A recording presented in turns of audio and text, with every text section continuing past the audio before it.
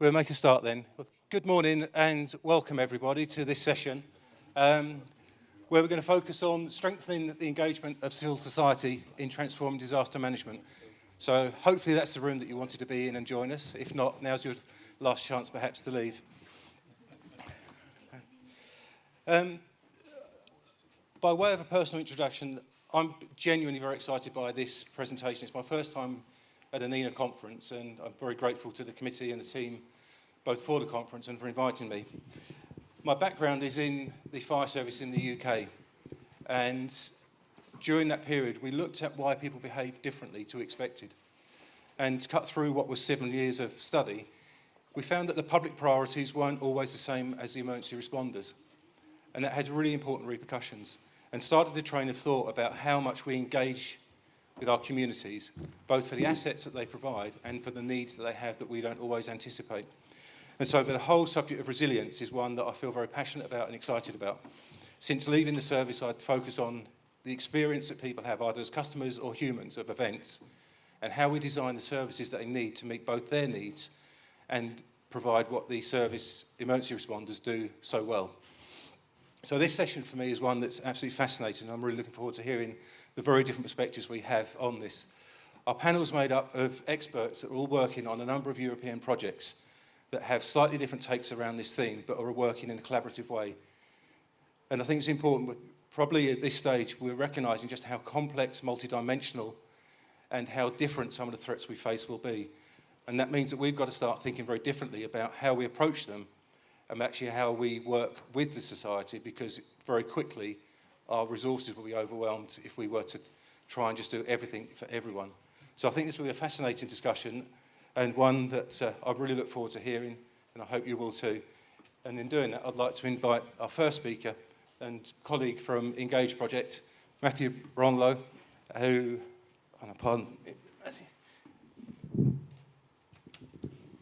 is the senior scientist at SINTEF, and will be speaking on behalf of the Engage Project. Yep, thanks a lot, David. Thank you, everybody, for being here this morning. And I'll take the clicker. It's there, okay. Thanks. Thanks for the opportunity to take my mask also for a short hour. I appreciate, but we're getting there. I'll talk about Engage. One of those projects started roughly 2 years ago. And so without further ado, the focus for Engage is really this interaction between the civil basically population on one side and the more formal actors of emergency response and disaster response, so the authorities, the emergency organizations, the ones you're familiar with. For this interaction, what we are very interested in is what we call solutions, so the technologies, but also the procedures, the strategies for communication, for example. So all kinds of ways with which a particular actor, a formal actor, might interact successfully with the civilian population. And what we are looking at is basically the context of societal resilience. What we sort of observe and how we try to analyze this general topic is by saying that those solutions, they target specific aspects, what we call target aspects that correspond, that are associated with societal resilience. But they also happen in a particular context. They don't happen in a vacuum. And this is what we call the contextual aspect. And I'll take an example for that. Many of us are very familiar with what happened during the COVID pandemics and, for example, the measure that was taken by most countries to have regular briefings. So this is a kind of solution. This solution is meant to improve risk awareness in the population, an aspect that is associated with societal resilience. Risk awareness about what to do, about the way the virus behaves, etc., etc. But the successfulness of that kind of solution depends also on some factors that are contextual. One of them might be the amount of trust in authorities. So those kinds of measures have been successful or more successful in countries in which trust is high, and less successful, more problematic in countries where such trust doesn't exist or not as well. That's a simple example. So I'll go quickly through the different kinds of activities we have part of it is about understanding those kinds of dynamics, the contribution of the population to to societal resilience, etc. And so we do that through a variety of cases, and I'll go through an example a bit later, and so typical ways. On the other side, we're also trying to identify solutions that exist, that we can find in literature, for example, or that we can find through interviews with practitioners or organizations. And then we try to combine the knowledge from those two threads in order to build a platform to capture a lot of that kind of knowledge, especially through a catalog of solutions that we have identified. And not only just to report the solutions, but also to describe them through the understanding of societal resilience, these contextual aspects, societal and the target aspects, so purposes that I mentioned before. And so finally, of course, some kind of validation of our approach and of our results. I'll go through those different steps. I'll use a very specific topic to describe that, which is one of the many topics we're interested in this context of interaction between the formal actors and the civil population. And that topic is the management of spontaneous volunteers. We heard lots of examples yesterday about that aspect of spontaneous volunteers. And so in the first phase of understanding, we use many cases. One of the cases that we used, for the moment, only based on the literature analysis of a variety of scientific papers, but mostly technical reports, is the Utøya attack in July 2011 in Norway, in the Oslo area. There's a lot in this, if you're familiar with this case, there's a lot of action that was taken by spontaneous volunteers during this attack. And they had, the official reports recognized the major role they had in basically reducing the impact of the attack in terms of the immediate response, but also in terms of the aftermath of the event. And there are the reports and the different books and literature that has been written about it points to many different ways in which they actually participated. Especially in the long phase before the formal actors reached the scene. And between the moments the first shot were shot and the arrival of the first units of police, it was basically an hour. So it's a long time during which they basically, lots of spontaneous volunteers, local people that were camping in the area, people that were in a local hotel, local residents in cabins because it's a touristic and summer vacation area. Basically self-organized to help victims in different ways, for example, to take them to safe spots, to provide initial care, to provide psychological support, to transport some of the victims, but also supported the emergency organizations. For example, one of the boats of the police broke, and so one of the local residents used their boats to actually carry the police to different locations. What we notice from these different papers is that the actions were facilitated by different factors that I list here. If you're interested, we have an article, and please contact me, and I can share an article that was written by some of my colleagues about that. As part of now the identification of solutions, these are two. I won't go through the details that are listed on the page, but these are two examples of solutions that we can associate it with this topic of the management of spontaneous volunteers. One is the resource volunteer management app, which actually has been developed in Romania, and we have one of our colleagues from the consortium here representing this country and the organization involved. And that app, in a nutshell, tries to help basically incident commanders manage both previously identified volunteers with previously identified levels of skills, etc., but also help manage volunteers that might join the scene and want to participate in the activities on the scene. The other one, which I won't be able to describe in detail, is something we identified recently. So this is something we're going to look at more in details to see how relevant it is. But based on the initial sort of short description of it, it looks like an interesting approach to handle basically psychological support and use spontaneous volunteers for that purpose.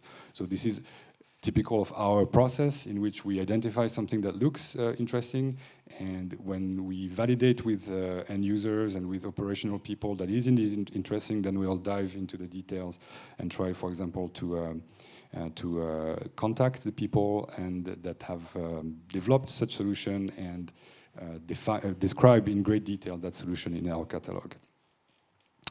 So finally, then this for supporting the interaction between the formal actors and the civil society, we have this knowledge base that we are building. What you see on the left is the homepage of the knowledge platform. This is actually accessible directly through the project website if you want to have a look at it and start looking at the content that's in it. And so we see it as a large resource for learning about these questions about public involvement and interaction with the civil population, and there would be different kinds of resources associated with that, different kinds of knowledge captured on the platform. Some of it might be descriptions of what societal resilience is, some of it might be stories, and of course, one of it is the catalog of solutions I was mentioning. This catalog of solutions is basically a resource to search for existing solutions described in great details. So there's a search mechanism that will keep on improving as we develop this catalog. And on the right, you can see an example of a particular solution developed by the Red Cross in Norway, which they call the Preparedness Guard, which we have described in great details with the help of our partner, the Red Cross in the Trondheim Red Cross. And so if you look at this example, when you have time on your own, you'll see the kind of level of detail we are trying to achieve through this catalog.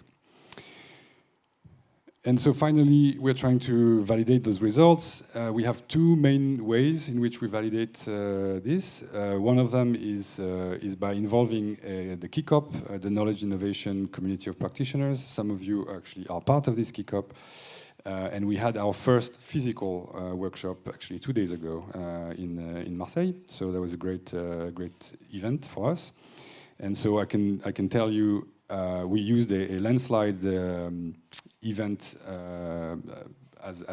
to ground the discussions we had, and we looked at different topics, including this topic of management of spontaneous volunteers, which basically emerged as a very interesting topic for all the people involved.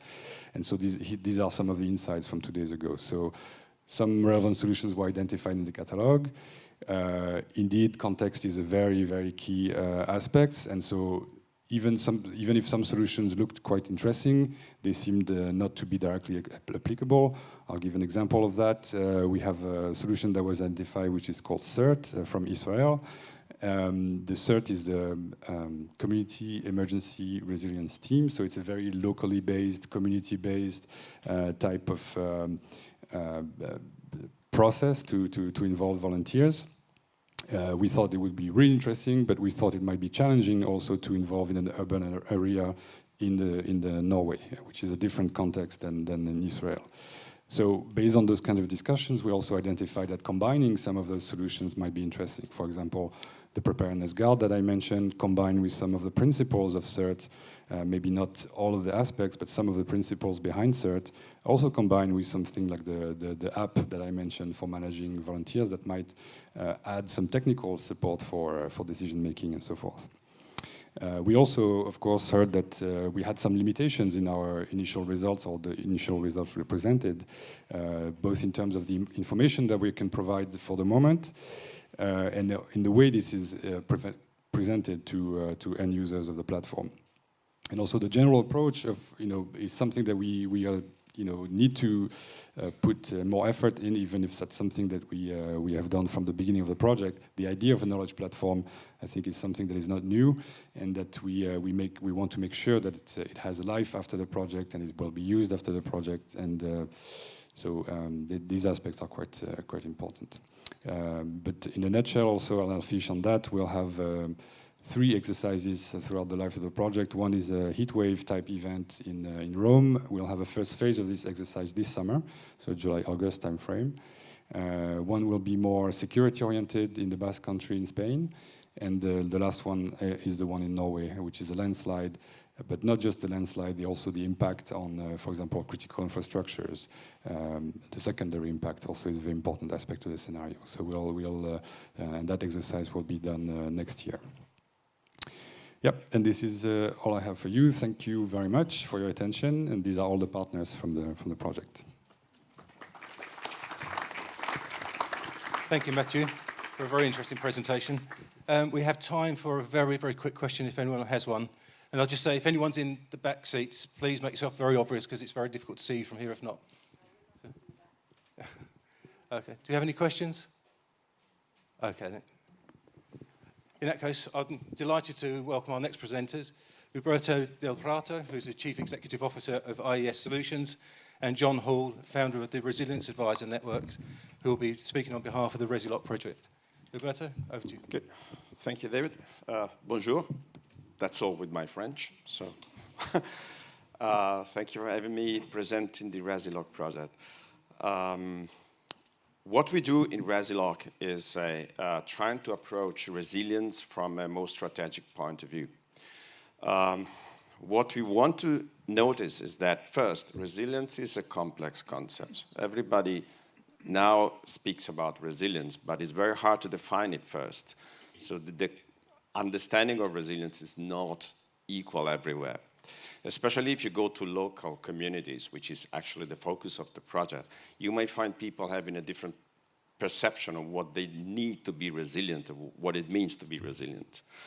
Another thing which is relevant is that resilience cannot be measured. There's not a unit for resilience. It's very much something that can be assessed in a qualitative way. And this is what we try to combine, allowing the stakeholders and the local communities to collect information, understand what are the mechanisms in their community to resist and absorb the effect of disasters. This calls for a sort of a method of defining how a community is structured, how a community works before, during, and after disasters, of course connected to the disaster risk reduction concept of the Sendai framework, but also about the decisions that they have to take to use their budget and what to do to improve their condition, aiming at the better resilience of the community. So first, in this 4 steps, I want to introduce you to our framework for resilience assessment. So the first observation is resilience is scenario-based. You cannot define resilience against everything. So the first thing that we ask our community, and in the project we have 4 communities working with us and they're currently trialing the solution. We are 1 year ahead of Engage because we started a year before, so we are currently in the trial phase of our solution. So first, what are the typical scenarios that you are facing in your community? As a project, we focus on natural disasters for the time being, but it's, of course, a general approach. This means that you have to talk with the community, you have to engage with them, you have to combine their perception, their knowledge, their experience with past disasters, and to define, okay, this is my typical scenarios I have to assess my resilience against. The second part is more on the scientific part, and I'm the scientific coordinator of the project. How can I assess resilience? What are the elements, the concepts that are behind and below the resilience umbrella, if I can say? So the first thing is that resilience cannot be defined in one single dimension. There are several dimensions of resilience. So we came out with the model, including 6 dimensions of resilience, ranging from the environment, infrastructure, to the government, to the awareness of the population, a lot of concept behind. Once you have the dimension, each of them is characterized by indicators, of course. You need indicators. This is normal practice to use indicators to assess something that cannot be measured, as I said. These indicators have been predefined by the project, researching on literature, interviewing our users, interviewing practitioners. This is where this audience comes in, and as Jon will present later on. And to understand how these indicators are relevant for your community. It is impossible to define one indicator for every communities. And we have a small town, a large town, a remote village. We have different kind of communities on purpose just to test it. So once I have identified the indicators, and of course the proxies that allow me to make some calculations, how to combine things, we have to include another important point. Everything must be localized. So it is not possible to define even a single measure which is not depending on the community you're working on. So we included 3 major aspects which have to be defined by the community. The first very important one is the target. If I measure something like number of beds in hospitals, okay, it's an objective number. What you want to achieve, is there any law that tells you how many should you have, or you want to do more and better? This is your expectation. It depending on how far you are for your expectation, how good you are in resilience. It may sound a self-definition, but it is what it is. I can define my own community, how it wants to be resilient against what. It's a matter of priority. So I discuss with project and me as a stakeholder, I should discuss with my community, with the representative of communities, which for us is the local resilience teams, as we defined it. They have to bring in their own expectations, their own experience and knowledge. And they have to define the goal. So targets first. Second is the relevance. How much this specific thing is relevant for your community under this specific scenario. And again, relevance is defined by the community itself. Again, stressing how important it is to engage with the community. The third point is the direction, which is just a mathematical thing. Some proxies have a positive impact if they increase the number, some if they decrease. Having defined this in this co-creation process, we have all the elements to make the assessment, which is partly mathematical, partly, again, a result of the self-discussion in the community. All of this eventually creates a process which is standardized in a way which allows the collection of data in a structured way can be reused for different scenarios, for different expectations, for everything that changes. It may change even the local political people. They may change the targets because it's what it is. The ultimate goal is to give a clear understanding of what the community is doing for resilience and in particular, what decision to take to improve it. If I take a decision, I change one of the proxies, and it has an impact on resilience. So I can simulate what happens if, and I can give priority to my decisions in investing resources. I can either decide to launch an awareness campaign or to buy a new fire engine. They are not the same. Maybe the cost is the same. The effect on resilience is different. And with this model, we hope to be able to give a tool to make this assessment objective. So this is where the project is, and this is where the local resilient teams comes in strongly. So we need the community to be involved in, and the community means representative of some groups, relevant groups like SMEs, some religious group, some whatever is representing the relevant part of the community. The second part is the experience, which is practitioners and decision makers. And this is where, of course, the group of practitioners comes in. So, John, you may join me on stage and say something about what the practitioner can do for the project. Thank you, Uberto. Okay, my name's Jon Hall. Please go on to the next slide if you would, Uberto. My name's Jon Hall. I'm a career fire officer by trade.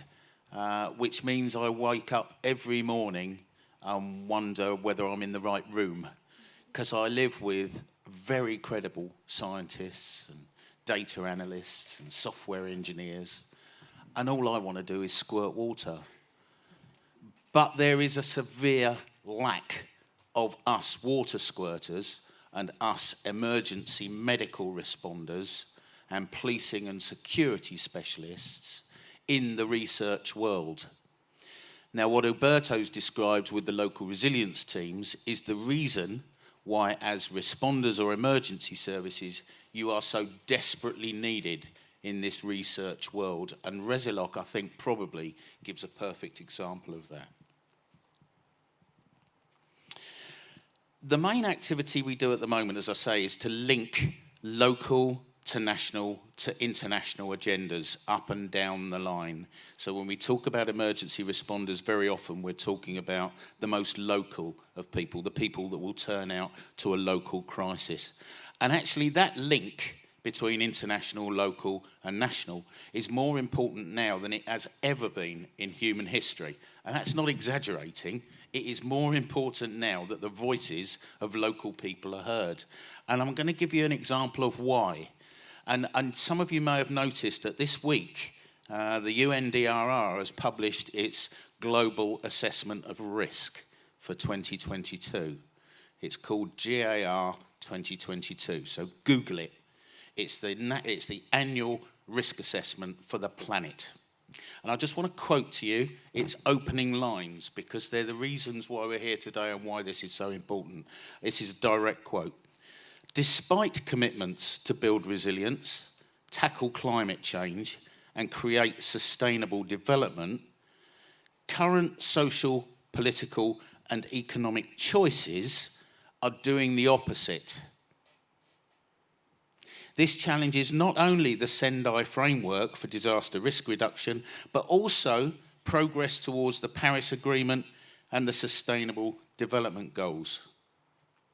That's what the UN say, that despite all the fine words around Sendai, around Paris and the SDGs, actually the reality is that politics is going in a different direction and making things, if anything, worse, but let's just say not better. And we all witnessed that, I think. So the divide between international action and local resilience is actually getting bigger. So while we increase expertise, and largely what we've been hearing about at EENA, expertise around flooding or forest fires or water shortages at the local level, global politics is currently ensuring that these crises become more frequent and they become more severe. Now, if there is ever a way of describing the divide between international and local, that's it. We're getting better locally, but actually internationally we're getting considerably worse. That's the reality that we all live in, isn't it? Climate change is accelerating the challenges, and our response to local resilience has to keep up with that. We simply don't have a choice. That's a bit doom and gloomy, isn't it? And I'm not a doom and gloomy kind of guy. I'm more of a smiley kind of guy. We could just keep fighting the fires. We could keep launching the boats. And we could keep sending out the pumps to pump places out and to keep drinking water going. But in fact, of course, as things get worse, our role becomes even more important on the global stage. We can't just bury our heads and keep going with our local resources while actually the planet dies. Uberto's described the LRTs, the local resilience teams. And the local resilience teams create a way of cascading information from the most local level up to national level, and of course through the European Civil Protection Mechanism, even to the international stage. So the local resilience team can be as local as you like. It can be a small area, it can be a region, but it can cascade information up the line to the national authorities and beyond them into the European authorities. And likewise, that can come back down the line as well. So these local resilience teams, and you've seen a bit about their constitution, so they're predominantly local authorities, local responders and emergency services. They have four main roles. One is to assess risk, and that's the one that Resiloc has focused on. They then assess their local capability and their local capacity to respond to that risk. They then create plans, and they then train and maintain those plans. So that's what the local communities are doing, and having a formal body called a local resilience team, if you like, substantially helps that. To do that, it relies on having informed, established, capable local teams. Now, if you want 3 words to describe your local emergency services, I think you'll agree. It's informed. They know what's going on in their communities, established, they're well structured and organised, and they're immensely capable. And we've heard so many examples of that through the EENA. And the whole project relies on that local knowledge, all core skills of emergency response organisations. So to conclude, you've heard how Resiloc relates to local structures and it applies risk assessment methodologies to create a better vision and a better understanding of resilience. And they all need to achieve that feet on the ground, local response organisations. We have to make a difference locally as global resilience is declining. So please get involved. Join up with Horizon Europe projects. Take your local skills and feed them into the national and international agenda, because we can't just give up because our international politicians aren't quite doing the job. Thank you very much.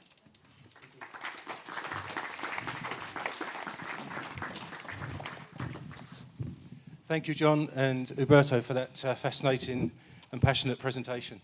We have time for one or two questions. Is there anyone who would like to ask anything?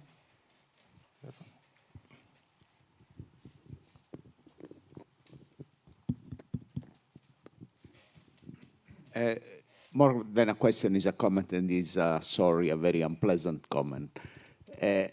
Let's say that FP7 and Horizon 2020 and Horizon Europe invested some money and some years of in the direction of research for disaster risk and management, and we are the actors, some of the actors of this effort.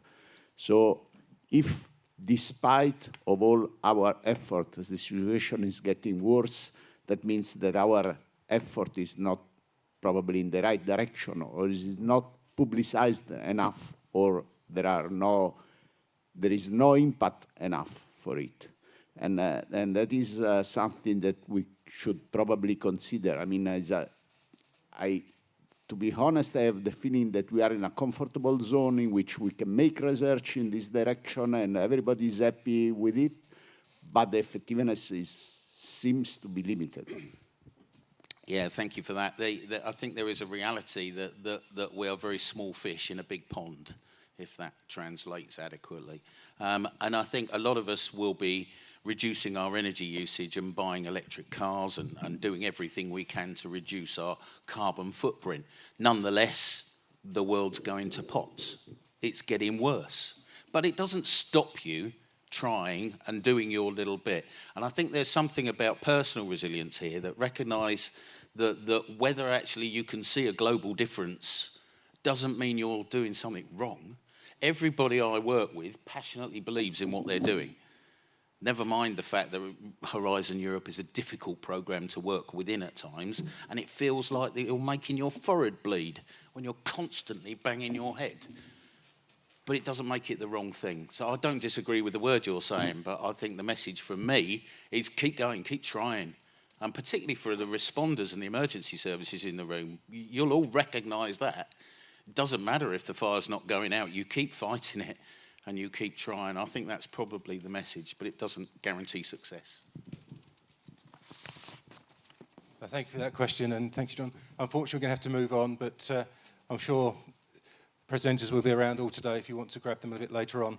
And it's now my pleasure to welcome our next presenter, Richard Luca, who's the Project Officer at Safety Innovation Centre EV, who's going to be speaking on behalf of the LINKS project. Richard? Test. Yes, thanks a lot.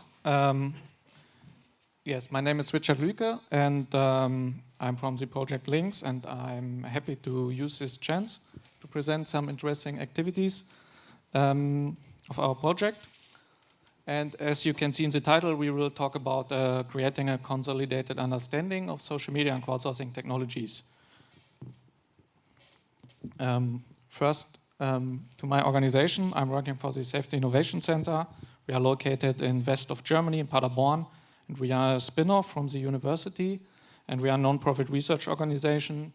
Our main activity is the digitalization in the area of civil safety, and for example, we are developing platforms where our local practitioner get all relevant information together in one system out of different sources. We are doing research on social media, crowdsourcing technologies. That's why I'm here, basically. And the most important work we are doing is we have the practitioners on the one side and the researchers on the other side, and we try to bring them together day for day. Our project LINKS started on June 2020, and we still have time till next year, November. We are quite a big consortium, 15 partners from 6 countries. And the main aim of links is nothing less than strengthen links between the technologies and society in order to improve the European disaster resilience, which we just talked about. And we want to achieve that in finding out how social media and crowdsourcing technologies can contribute to it. To break it down a little bit, the project is distributed in 3 different knowledge bases, and we are responsible for the technology section. Yes, and so let's get into it. We started with a market overview of technologies, and as you can see here, this is just a glimpse of the solution we have founded and the technologies, and the problem is that the market is really overwhelming. We have experienced that when we have done our research and when we are talking to every first responder organization or with every other person. They have the same experience that the market is quite complex, overwhelming, a lot of technologies, and it's really hard to understand what the technology can offer to my organization and what's behind it. So we come into play, and we have done analyzing of the market as well as the technologies itself. And we try to grasp the market. And yes, we are analyzing the technology in the market and we are profiling them, basically. And so we get an up-to-date and easily accessible collection of structured information from the technologies. And this will enable the comparability of technologies, and overall it will increase the awareness of the technologies when you go into it, and then you really know what's on the market. And in the end, it should guide the selection of a suitable technology. So when you are, for example, a social media manager in your responder organization or a crisis staff member, whatever, then and you want the supporting technology for the handling of information from social media or for the obtaining of information, for the data analysis, then we can help you. And yes, this is what we are doing and try to achieve. So this is a very scientific background of it. We have developed a categorization schema where we have a different set of categories. The blue ones are the first level categories, and every category has subcategories. This is the basic where how we describe the different kind of technologies. And I don't want to go deep in it. If you want to find out more about it, please check out our deliverable on our website or our ice cream paper, for example, from last year. There we are exactly explaining this. And just to get a quick overview, here we have the first level categories. This is what we are trying to provide. We have to keep in mind that it's under constant development. And so every time we are doing a new market research update, we are also refining the technologies. And so it will be finished in the end. One interesting thing is, for example, in my personal opinion, the most interesting thing is the range of functions, which different functions a technology can provide to my organization. For example, it goes really deep. For example, you have hashtag analysis or keyword analysis or word clouds or every kind of functions you can imagine when working with social media and crowdsourcing. With crowdsourcing, it gets even more complex. We have an overview of which social media platforms the technology is tackling. And for example, which data sources they can obtain, if they can analyze pictures, if they can only text analysis, or maybe they even can try to detect fake news. It's becoming more and more important nowadays. So, or even the crisis communication matrix, for example. I'm not sure if everyone is familiar with it.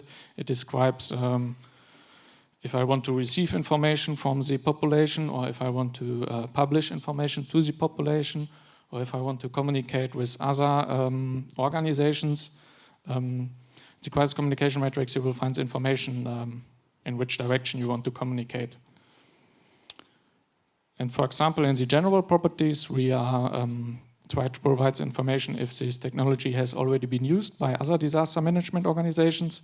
In the best case, we also provide a resource or link or direct contact in best case, how it has been used and what lessons learned could be there. It also provides information if a demo version is available, if the tool is completely freeware, or if you have to pay for it in the end.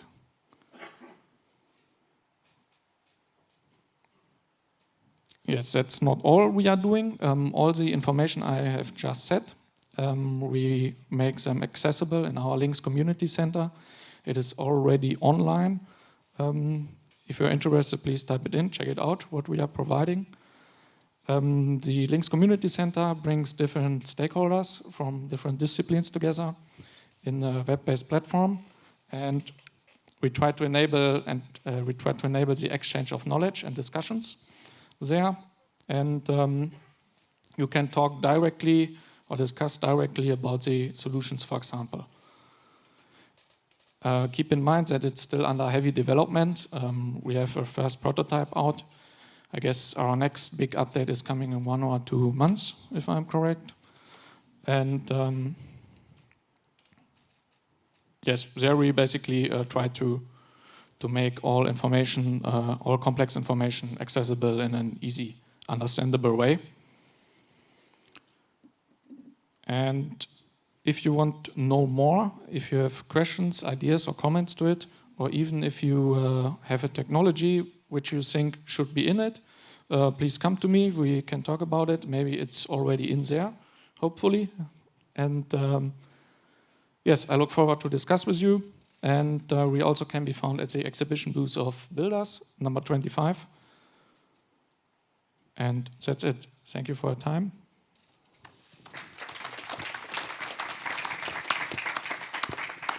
Thank you very much, Richard. We do have some time for questions. Does anyone have anything they'd like to ask?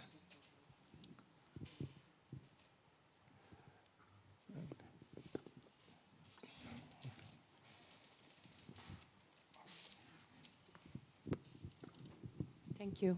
Rachele Gianfranchi from Everbridge. More than asking, I would like to have a comment following one of the questions that was made before. I work in a private company.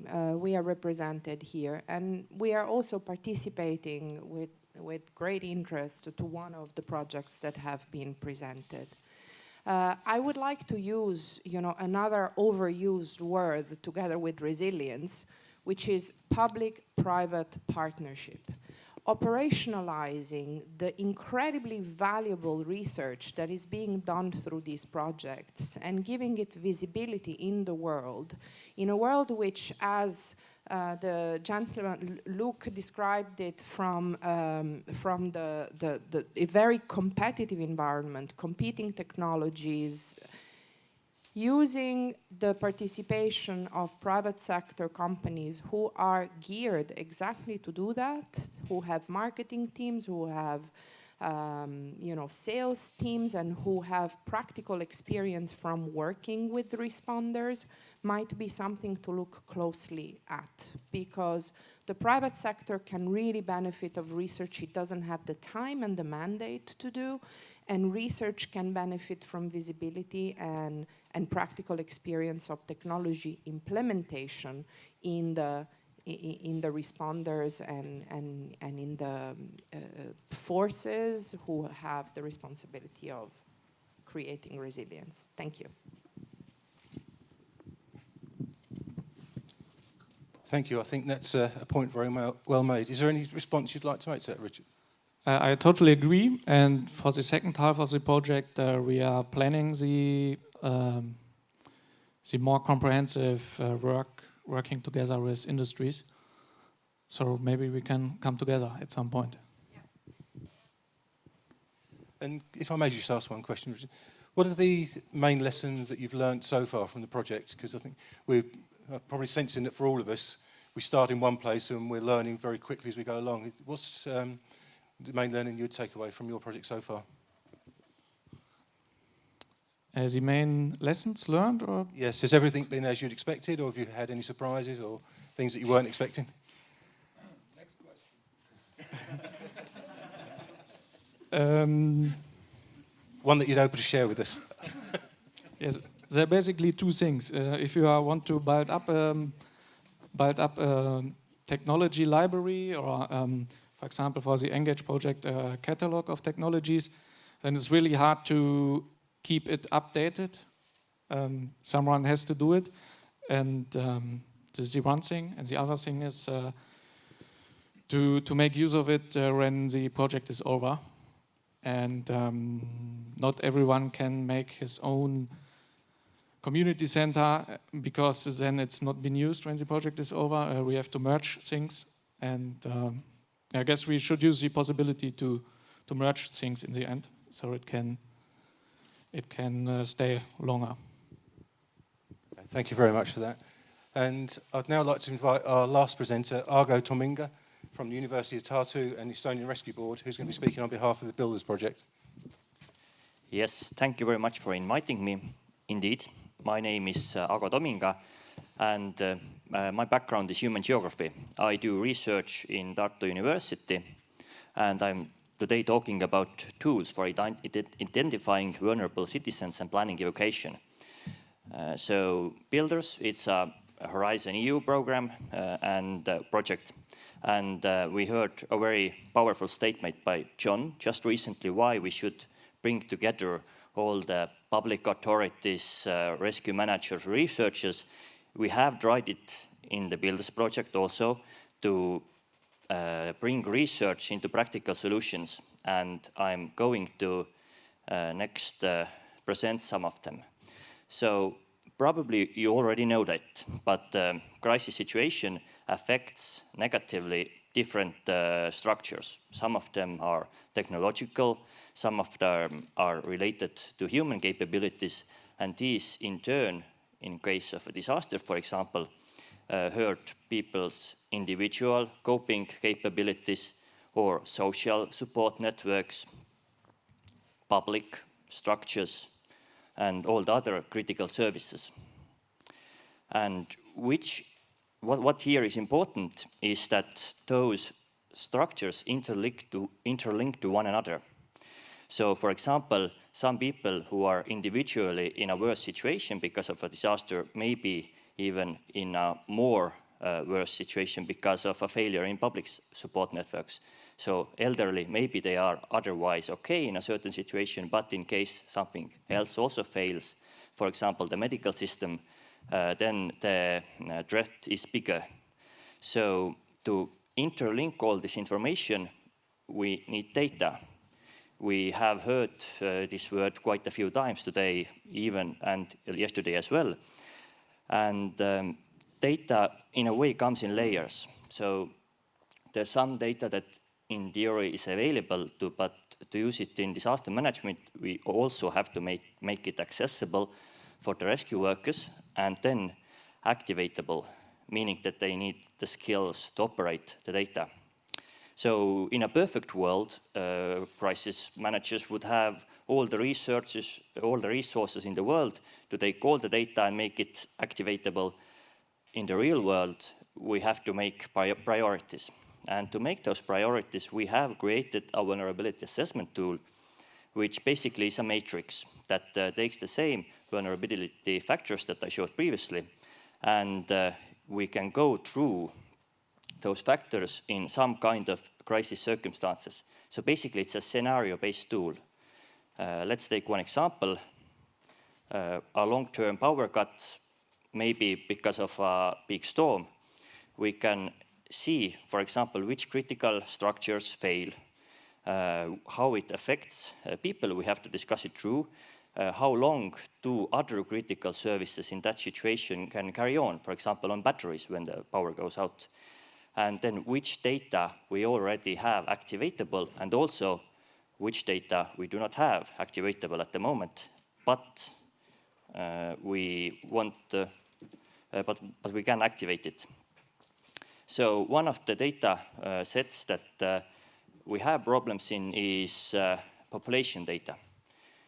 All data shows snapshots in time, but population data often is based on official registries, and people on a daily basis, they spend a lot of time out of the areas they have been registered in.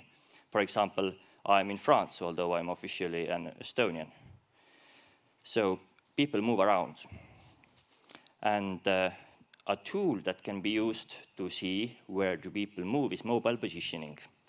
So we can hear the mobile positioning up here a lot. What I'm talking is a little bit different. That's the mobile positioning data that mobile network operators are gathering. So it's the Viva spatial precision of cell towers. And it is anonymous when given to researchers, and it is longitudinal. We have the locations and times that people make calls with the spatial precision of mobile cell networks, and when we use different methods, then we can create population statistics out of it. And next I will present the tool that we have created.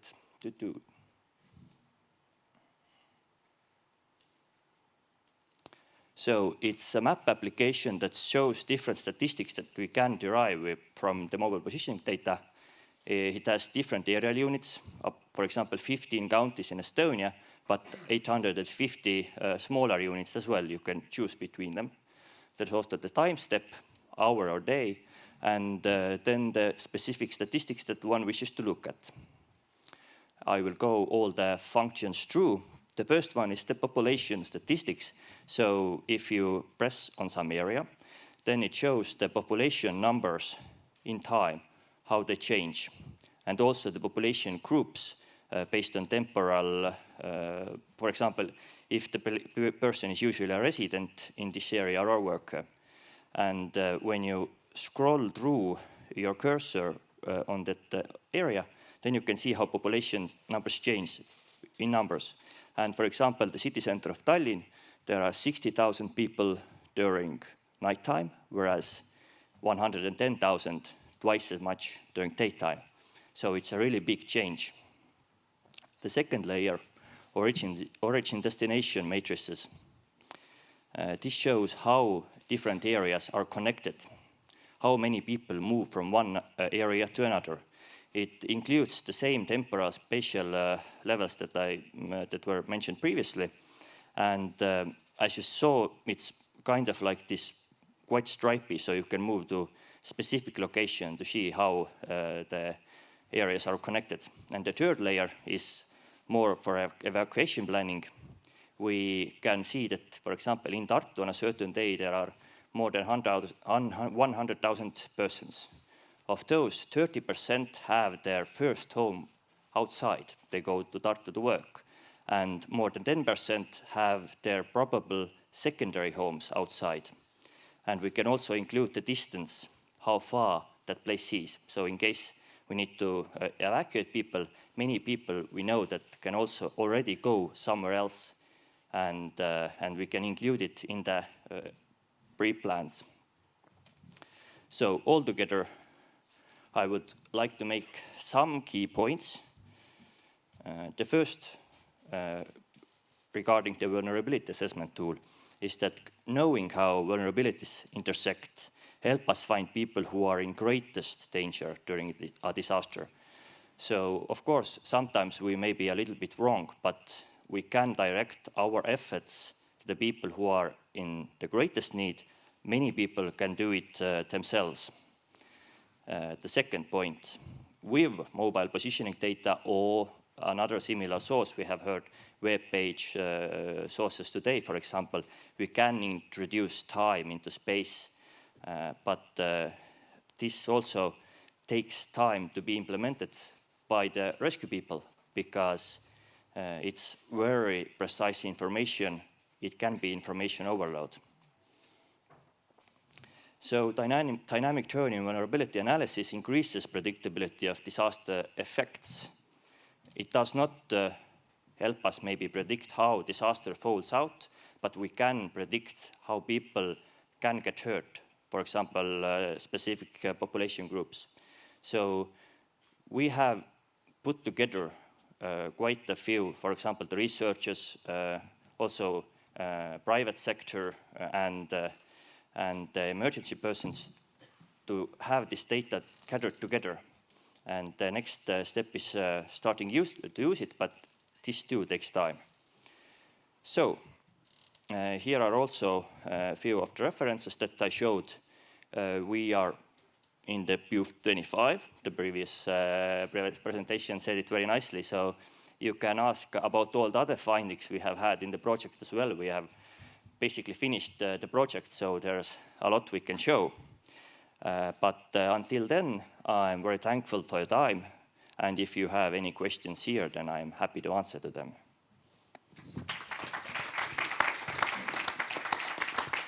Thank you very much, Argo. Unfortunately, time's going to preclude any questions from the audience. We're going to just quick.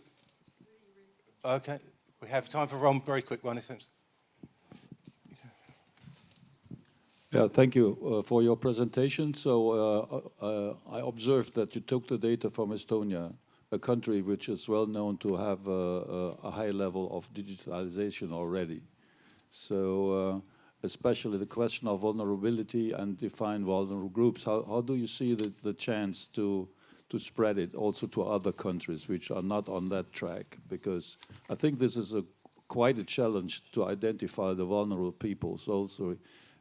For example, the deaf and hard of hearing, the blind ones, the elderly children, and something like that. So it would be great if we could identify them easily. Yes, basically in Estonia we have a lot written down in official databases, yes.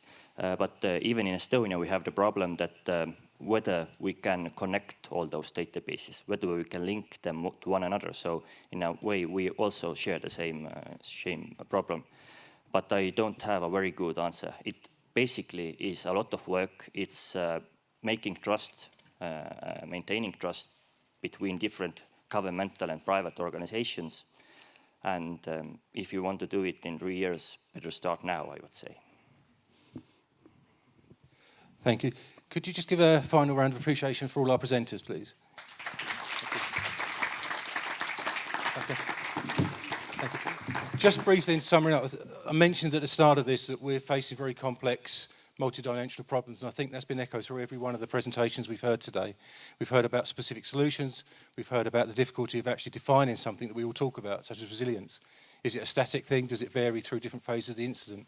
And I think it says to us that we've got to start thinking differently about this. The point's well made, I think, about we sometimes need to just look up and say, I think, are we making progress? Are we using all the resources? And again, the point that was made about the public-private sectors using the citizens, not just for the needs that we have, but also understanding their needs and what they can contribute to the solution. Because as we've seen already, when we get very large-scale effects, we need everyone to play their part. And people are motivated to help us, but we've got to make that easy for them to do it and welcome them in and meet their needs as well as our own.